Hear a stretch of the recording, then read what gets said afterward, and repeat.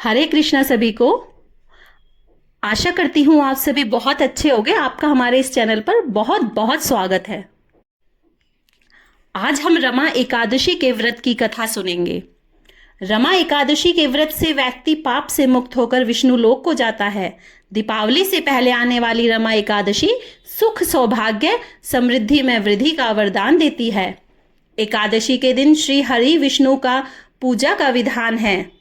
इस एकादशी के प्रताप से लक्ष्मी नारायण की विशेष कृपा बरसती है। आर्थिक तंगी से छुटकारा मिलता है। रमा एकादशी का व्रत कथा के बगैर अधूरा माना जाता है। इसकी कथा इस प्रकार है। पौराणिक काल में मुचुकुंद नाम का राजा राज्य करता था। वह बड़ा सत्यवादी तथा विष्णु भक्त था। उसका राज्य बिल्कुल निष्कंटक था। उसकी चंद्रभागा नाम की एक कन्या थी, जिसका विवाह उसने राजा का पुत्र शोभन से कर दिया। राजा मुचुकुंद एकादशी का व्रत बड़े ही नियम से करता था। उसके राज्य में सभी कठोरता से इस नियम का पालन करते थे। एक बार कार्तिक माह में राजकुमार शोभन अपनी ससुराल आया हुआ था। उस दौरान रमा एकादशी का व्रत आने वाला था। शोभन की पत्नी चंद्रभागा ने सोचा कि मेरे पति तो बड़े कमजोर हृदय के हैं, वे एकादशी का व्रत कैसे करेंगे, जबकि पिता के यहाँ तो सभी को व्रत करने की आज्ञा है।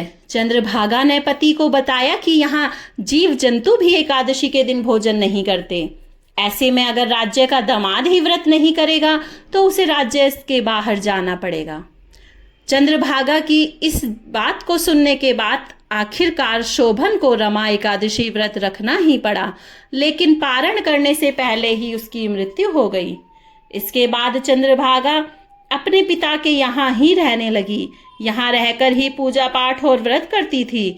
वहीं एकादशी व्रत के प्रभाव से शोभन को अगले जन्म में देवपुर नगरी का राज्य प्राप्त हुआ, जहाँ धन धान्य और ऐश्वर्य की कोई कमी नहीं थी।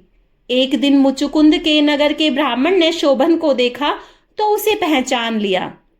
ब्राह्मण नगर को लौट चंद्रभागा को पूरा वाक्य बताता है। चंद्रभागा ने बताया कि वह पिछले 8 साल से एकादशी व्रत कर रही है।